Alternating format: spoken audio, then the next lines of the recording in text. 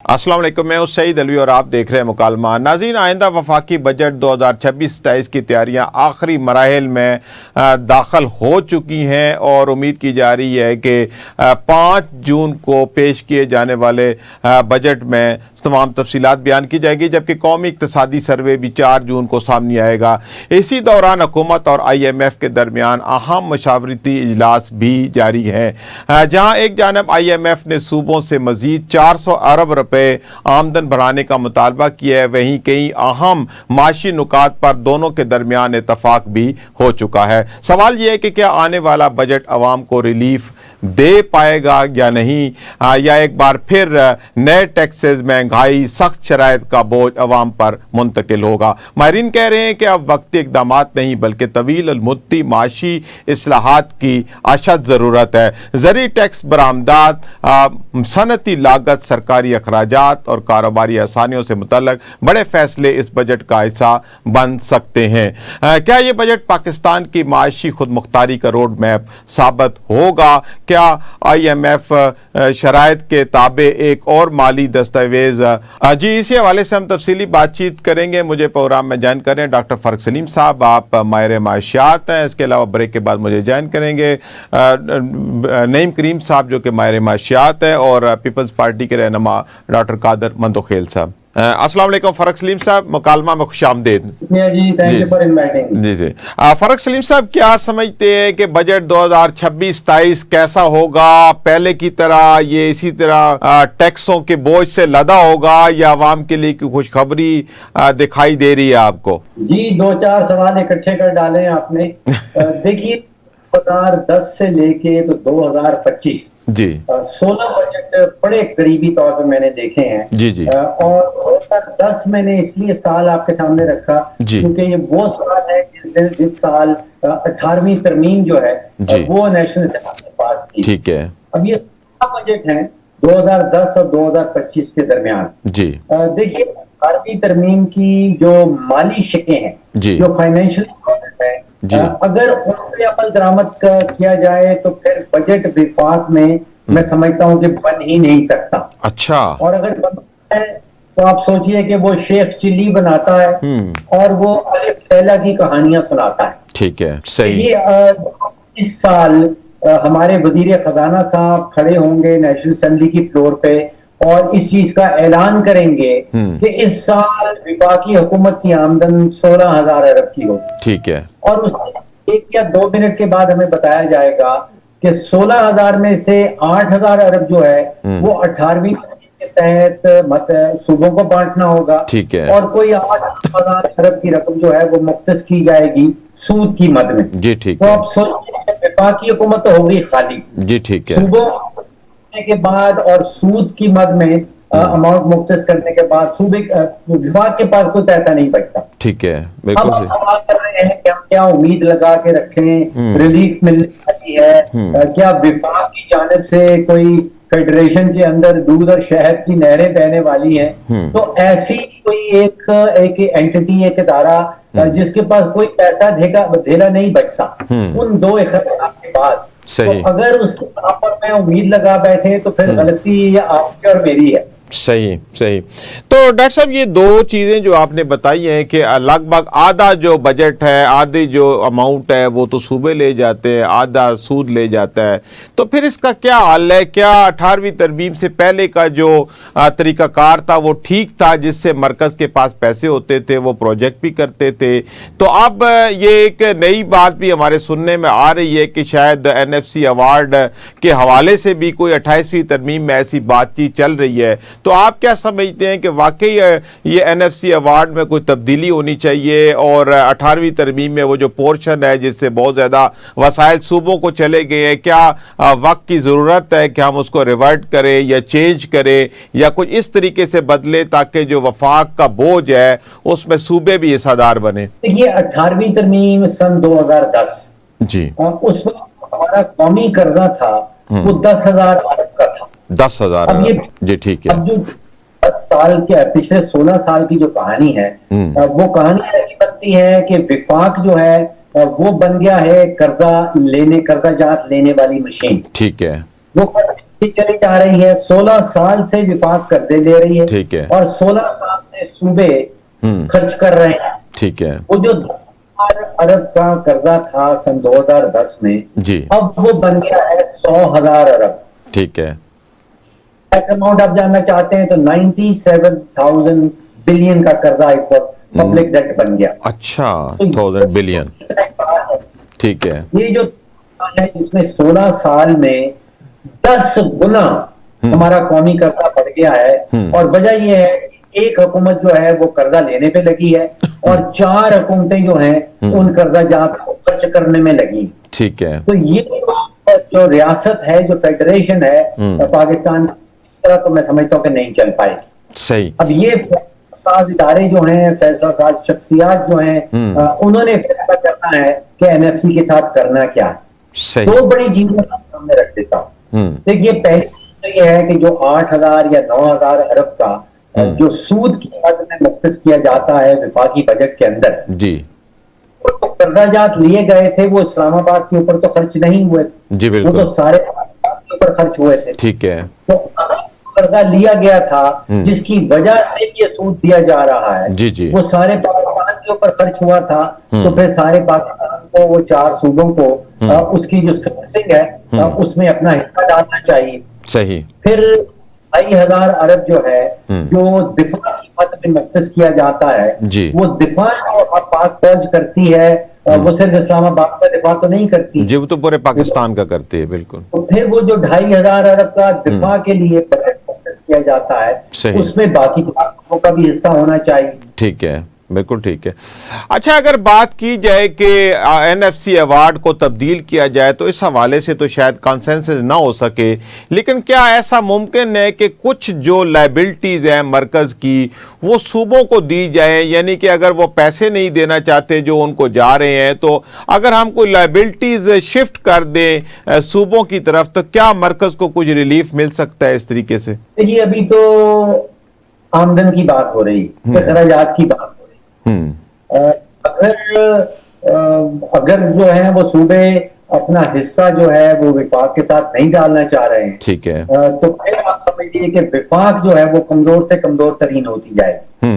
बिल्कुल। पाकिस्तान कानूनी और आईनी तौर पे एक फेडरेशन है, हमें कन्फेडरेशन नहीं है। तो फेडरेशन को बचाने के लिए अगर विफाक ने कोई बजट बनाना है जी, और सिर्फ अलिफ लैला की कहानियां नहीं सुनानी जी, तो फिर तो एनएफसी की जो फाइनेंशियल क्लॉजेस हैं उनके रहते हुए उनमें तरमीम ना किए बगैर तो विफाक आगे नहीं। सही।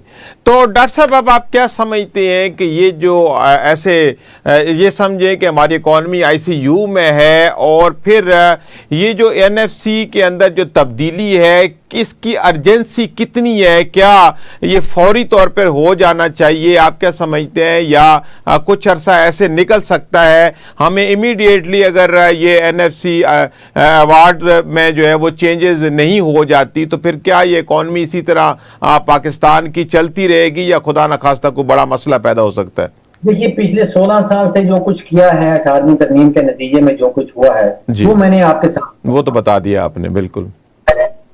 कौमी कर्जा जो है वो 10,000 अरब से बढ़ के 100,000 अरब, ठीक है, साल जो है वो कर्जा बढ़ाते चले जाएं, क्योंकि बात जो है वो कर्जे लेती जा रही है, और 4 उन्हीं कर्जाजात को खर्च करने में, ठीक है। जब तक तो ये जो जिम्मेदारी है उसमें बैलेंस नहीं लाया जाएगा।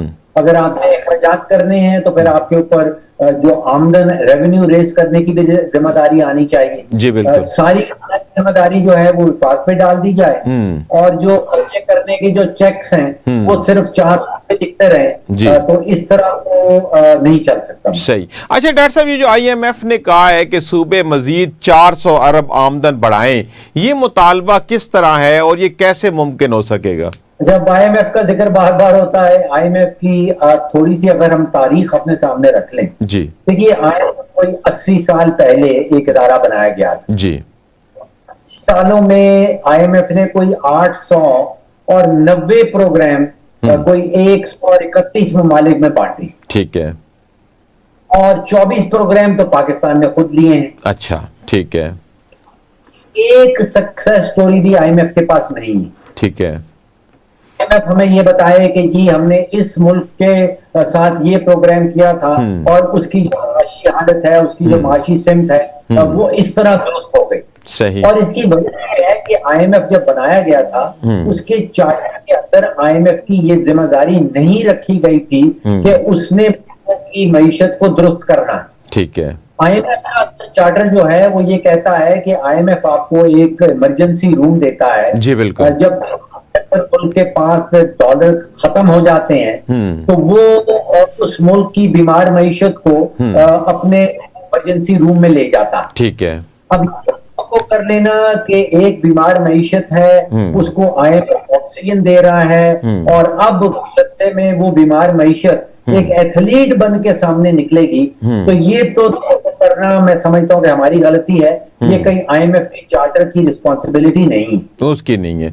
तो हमने तो अपने मरीज को हमेशा के लिए इमरजेंसी रूम में दाखिल करा दिया है, हमारी तो मैशत चलती ही नहीं है जब से IMF की तरफ से कुछ आता नहीं है। तो ऐसे हालात में कैसे हम अपनी मैशत को बेहतर कर सकेंगे और बेहतरी की तरफ कोई इकदाम भी नहीं किए जा रहे, तो फिर आप क्या समझते हैं कि ऐसे हालात में किस तरह के फौरी इकदाम की ज़रूरत है कि हम ये जो आर्जी अरेंजमेंट्स है इनसे निकल के हमारी मैशत जो है अपने पांव पे खड़ी हो सके? देखिए, हमारा एक बहुत बड़ा जो मैशत के ऊपर बोझ है वो जो हमारा कोयला, गैस और तेल हम इंपोर्ट करते हैं, लगभग 27 अरब डॉलर सालाना हमारा चल जाता है। ठीक है।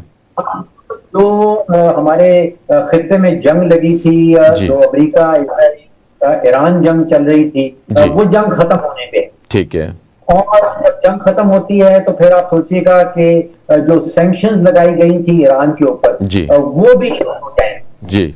और इसके नतीजे में पाकिस्तान के पास एक बहुत बड़ी अपॉर्चुनिटी, आप समझिए कि एक बहुत बड़ी गेम चेंजिंग अपॉर्चुनिटी सामने आने वाली है। ठीक है। देखिए, हमारा 900 किलोमीटर का बॉर्डर है ईरान के साथ। जी बिल्कुल ठीक है। उस पार कोई लगभग 208 अरब डॉलर, 208 अरब बैरल तेल के पड़े। ठीक है। और कोई 4 ट्रिलियन क्यूबिक मीटर गैस की पड़ी। जी ठीक है। और अभी हम गैस ले रहे हैं $16-17 का यूनिट। जी तो ठीक ये गैस देगी, आप समझिए $6-7-8। ठीक है। सस्ती गैस मुल्क के अंदर आती है तो आप सोचिए हमारे पास कोई 45,000 मेगावाट के बिजली घर लगे। जी बिल्कुल लगे हैं। गैस आती है, हम सस्ती गैस से बिजली बनाते हैं, तो फिर हमारे कारखाने जो है वो सस्ती प्रोडक्ट बनाएंगे। सही। जब सस्ती प्रोडक्ट बनेगी तो फिर हम ग्लोबल मार्केट स्पेस में कंपैरेटिव हो जाएंगे, हमारी एक्सपोर्ट बढ़ने लगेंगी। उसके बाद एक्सपोर्ट बढ़ने लगेंगी तो फिर नौकरियों की जो अपॉर्चुनिटीज हैं वो बहुत सारी निकल आएंगी। सही। तो एक बहुत बड़ी अपॉर्चुनिटी मुझे लग रहा है कि अगले चंद महीनों में पाकिस्तान के सामने आने वाली। सही। अच्छा डॉक्टर साहब, आपने एक बहुत बड़ी अपॉर्चुनिटी की बात की है, बिल्कुल बिल्कुल आपकी बात बिल्कुल वैलिड है 100%, लेकिन इसमें दो जो मसले हैं। पहला मसला ये है कि क्या पाकिस्तान जुर्रत कर सकेगा ईरान से ऑयल लेने की, गैस लेने की, इंटरनेशनल लेवल पे जो इसके ऊपर प्रेशर है, क्या ये उसके होते कर सकेगा? और सवाल की जो दूसरा जो इसका जुज़्व है वो ये है कि क्या हुकूमत अपने लेवीज, अपनी जो चीजें, अपने जो टैक्सेस है वो यूटिलिटीज के जरिए कमाती है, गैस और बिजली के जरिए, क्या ये उसमें भी कुछ रिलीफ देगी या उधर से जितनी मर्जी सस्ती कोई चीज आ जाए अगर वो किसी भी तरीके से पाकिस्तानी हुकूमत ले आती है तो फिर उसके ऊपर ये जो लेवीज लगी है एक्स्ट्रा ऑर्डिनरी, क्या हुकूमत उसमें भी कोई रिलीफ देगी? देखिए, पहली बात तो ये है कि सैंक्शंस लिफ्ट होती हैं, बहुत बड़ी अमेरिकन कंपनी जो है उनकी नजर इस वक्त ईरान के ऊपर जमी। जी मैं इसी तरफ इशारा कर रहा हूँ कि जो 208 अरब बैरल तेल का पड़ा है जी, उसका इंटरेस्ट है एक्सन मोबिल का, उसमें कॉनोको इंटरेस्ट है, सही कह रहे हैं, उसमें समझे का भी इंटरेस्ट है। वो सब अमेरिकन कंपनीज $अरब डॉलर इसके ऊपर इन्वेस्ट करना चाहती हैं ताकि ये जो है ये तेल से बाहर निकाला जा सके। ठीक है। और ये तेल क्योंकि पाकिस्तान के इतने करीब है, जी सही कह रहे हैं, और पाकिस्तान से गुजर के ही जाना है। जी ठीक क्योंकि है। इस जो कंज्यूमर्स हैं वो भारत और चीन जो बड़े कंज्यूमर। जी ठीक कह रहे हैं। और का तेल भारत और चीन पहुंचना है तो खुदा ने जो ज्योग्राफिया बनाया है उसमें पाकिस्तान उनके सेंटर में है।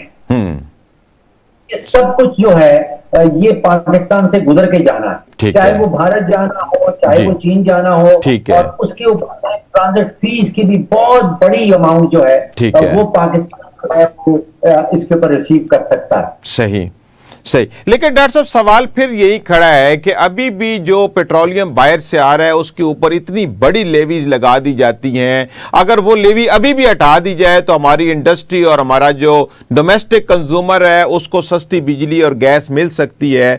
अगर ये लेवीज इसी तरह कायम रहेंगी तो हमें जितना मर्जी सस्ता कहीं से पेट्रोल मिल जाता है, जब हुकूमत ने उसके ऊपर लूट लेना है, बहुत ज्यादा उसके ऊपर लेवीज लगा देनी है, तो फिर हमारा डोमेस्टिक कंज्यूमर और जो इंडस्ट्रियल कंज्यूमर है वो किस तरह उससे फायदा उठाएगा? जी, ये दुरुस्त सवाल है। जब तक हुकूमत अपने अखराजात और अपने नुकसानात में कमी नहीं लाती, देखिए मैं समझता हूँ कि अभी जो बयानिया दिया जा रहा है वो ये है कि हुकूमत को पेट्रोलियम लेवी लगाना पड़ता है क्योंकि FBR टैक्सेस इकट्ठे नहीं कर रहा। सही। मैं इस से इत्तेफाक नहीं करता हूँ। FBR ने पिछले साल कोई 14,000 अरब इकट्ठा करके खजाने में जमा कराया। जी बिल्कुल कराया। 2006 की जो फिगर है, 2007 का बजट निकाल के देख लीजिए, उसमें हुकूमत ने जो टैक्स का हद रखा था वो 1,000 अरब का था। ठीक है। जो है वो पिछले कुछ 10 सालों में, 15 सालों में आप समझिए 1,000 अरब से वो पहुंच गया 14,000 अरब पे। ठीक है। मसला टैक्स कलेक्शन का नहीं है। मैं समझता हूँ कि पाकिस्तान का हर बच्चा, बूढ़ा, मर्द और औरत टैक्स देता है। जी दे रहा है, बिल्कुल। बेरोजगार भी दे रहा है, बिल्कुल। तो मसला है हुकूमती अखराजात का और हुकूमती नुकसान का। ठीक है। तो जब तक तो हुकूमत अपने अखराजात कंट्रोल में नहीं लाती, अपने नुकसान पे कंट्रोल नहीं लाती, तो उस वक्त तो पेट्रोलियम लेवी के नीचे आने का कोई इम्कान नहीं है। बिल्कुल सही कह रहे हैं, बिल्कुल। अच्छा डॉक्टर साहब ये बताएं कि इस वक्त जो हुकूमत है वो स्मार्ट साइज, अपना राइट साइज वो तो नहीं बना रही, बिल्कुल इस पर तो कोई शक नहीं, वो आपने भी बता दिया कि बिल्कुल ऐसा मुमकिन नहीं है। और फिर दूसरी बात ये इनडायरेक्ट टैक्सेस भी बहुत ज्यादा लगा रही है, बेरोजगार भी यहाँ टैक्स दे रहा है। तो आपके आइडिया के मुताबिक ये जो मोबाइल कंपनीज के जरिए इतना टैक्स इकट्ठा किया जा रहा है, क्या वो सारा इनको मिलता है? और फिर इसी तरह जो सेल टैक्स सारा इकट्ठा किया जाता है वो क्या हुकूमत तक कितने परसेंटेज तक मिलता होगा? और फिर क्या कोई आइडिया इस किस्म का है कि जो पेट्रोलियम के ऊपर टैक्स लेवीज इकट्ठी की जाती है, क्या वो मनोआन हुकूमत तक पहुंचती है या उसके अंदर भी कोई ट्विस्ट है, आधा मिलता है, ज्यादा मिलता है? क्या आइडिया है आपके पास कि जितना टैक्स लगाया जाता है यानी आवाम से वसूल होता है उसकी कितनी परसेंटेज हुकूमती खजाने में जाती होगी? जी ऑनेस्टली आपके सवाल का जवाब जो मेरे पास नहीं। मुझे मालूम नहीं कि रादो-शुमार की बुनियाद के ऊपर कितना टैक्स इकट्ठा होता है, कितना लीक हो जाता है। मैं आपको बता सकता हूँ कि हुकूमत जो है अगर वो कारोबार बंद कर दे, अगर वो बनानी शुरू कर दे, देखिए अभी वो के कारोबार में भी घुसी हुई है, अभी वो चीनी की कीमत भी फिक्स करती है, अभी वो कीमत भी फिक्स करती है, अभी वो आपको पेट्रोल की कीमत, अभी वो आपको गैस के कनेक्शन भी देती है, अभी कुछ को एयरलाइन के टिकट भी बेचती थी। जो भी करती है उसमें अरबों, हजारों अरबों का नुकसान करती है। सही कह रहे हैं। तो अगर आवाम का फायदा करना चाहती है तो सब कुछ प्राइवेटाइज कर दे, हुकूमत हुक्मरानी करे, कारोबार से निकल आए, तो आप सोचिए कि हमारे 90% प्रॉब्लम जो है वो हल हो जाए। सही कह रहे हैं, बिल्कुल। अच्छा डॉक्टर साहब ये मादनियात और रेयर अर्थ एलिमेंट के हवाले से भी एक साल से हम शोर सुन रहे हैं, आपने भी मुझे बड़े तफसील से बताया था पिछले साल कि ये बड़ी वैल्यूएबल चीज़ें हमारे पास निकल आई हैं। तो इस एक साल के दौरान उस हवाले से भी कोई मादनियात और रेयर अर्थ एलिमेंट के हवाले से डेवलपमेंट हुई है? हमारे बजट में कोई कंट्रीब्यूशन हो सकती है? कुछ बाहर से वसाइल इस हवाले से आए हैं? देखिए सबसे बड़ा मामला इस वक्त जो है वो कॉपर का है, वो तांबे का है। जी बिल्कुल। में कहा जाता है कि तकरीबन पाकिस्तान 5वां या 6ठा बड़ा मुल्क है जिसके पास तांबे के, कॉपर के सबसे ज्यादा जखायर है। जी जी। हमारी माइन जो है रेकोडेक की, उसकी जो एक्सपेक्टेंसी है इस वक्त वो कह रहे हैं कि 2028 में वो प्रोडक्शन में चली जाएगी। जी जी। और 2030 में यूरोप जो है वो सारा का सारा एक डील के तहत, एक वायदे के तहत वो ग्रीन जा रहा है, वो क्लीन एनर्जी की तरफ जा रहा है। जी बिल्कुल। इसका मतलब जो जरूरत है सोलर पैनल्स की, विंड टर्बाइन की, इलेक्ट्रिक व्हीकल्स की, वो बहुत तेजी से बढ़ने वाली। ठीक है। और ये चीजें जो है ये कॉपर के बगैर बन नहीं सकती। जी ठीक कह रहे हैं। तो यूरोपियन ममालिक में, मगरबी ममालिक में तांबे की बड़ी सख्त जरूरत है, और वो बहुत सारा तांबा जो है वो अल्लाह ताला ने पाकिस्तान को दे रखा है। तो यहाँ पे एक मैच है कि हम सप्लायर बने और उसकी डिमांड जो है वो पाकिस्तान से बाहर आ रहा है। वो इस वक्त रेकोर्डिंग बहुत सारे ममालिक का इंटरेस्ट है। स्वीडन ने उसमें कमिटमेंट की है, जर्मनी ने उसमें कमिटमेंट की है, अमेरिका का नेशनल फाइनेंस कॉर्पोरेशन उसमें इन्वॉल्व है, एशियन बैंक ने कमिटमेंट की है। तो तकरीबन 7-7.5 अरब डॉलर की कमिटमेंट इस वक्त रेकोडेक के अंदर नजर आ रही है। ठीक है, सही। अच्छा डॉक्टर साहब, ये पेट्रोलियम की प्राइसेस जो बहुत हायर साइड पे चली गई हैं, तो इसका हमारी इकॉनमी के ऊपर कितना नेगेटिव इम्पैक्ट आ सकता है, और क्या कोई तरीकाकार हुकूमत के पास है कि कुछ रिलीफ दे, खास तौर पे जो इंडस्ट्रियल इनपुट के तौर पर पेट्रोलियम प्रोडक्ट यूज होती है? जी, आप सोचिए कि पेट्रोल की कीमतें सिर्फ पेट्रोल तक नहीं रुकती। बिल्कुल, वो आपके और मेरे किचन में निकल आती। जी बिल्कुल सही कह रहे हैं। अभी पाकिस्तान ब्यूरो स्टैटिस्टिक्स ने जो आदाद-ओ-शुमार दिए हैं, वो कह रहे हैं कि प्याज की कीमत में 42% इजाफा आया। जी बिल्कुल। आटे की कीमत में 30% इजाफा आया। इसमें एक रोल जो है वो पेट्रोलियम लेविज का भी है, वो पेट्रोल की कीमत का भी है। तो पेट्रोल की कीमत जब बढ़ती है तो आप समझिए कि जिंदगी की हर चीज तकरीबन जो है वो उसमें उसकी कीमत में इजाफा हो जाता है। ठीक है। अब इसमें क्या तरीकाकार है? 2 मॉडल मैंने देखे हैं, एक भारत में और एक बांग्लादेश में। ठीक है। और तीसरा आप कह लीजिए चीन के अंदर। जी ठीक है। इन ममालिक में जब आलमी मंडियों में कीमत बढ़ी, तो इन ममालिक के अंदर जो हुकूमतें हैं, जो फैसला साज शख्सियात हैं, जो फैसला साज इदारे हैं, उन्होंने ये किया कि जो आलमी मंडी में कीमत बढ़ी है, उसका सारा का सारा बोझ जो है वो अवाम के ऊपर नहीं डालना। ठीक है। भारत में उन्होंने बहुत सारा बोझ जो है वो भारत पेट्रोलियम के ऊपर, हिंदुस्तान पेट्रोलियम के ऊपर और इंडियन ऑयल कॉर्पोरेशन के ऊपर मुंतकिल कर दिया। ठीक है। वहां के जंग से पहले और जंग के बाद पेट्रोल की सिर्फ 3 रुपए का इजाफा हुआ। जी बिल्कुल सही कह रहे हैं, बिल्कुल 155 रुपए का इजाफा। जी ठीक है।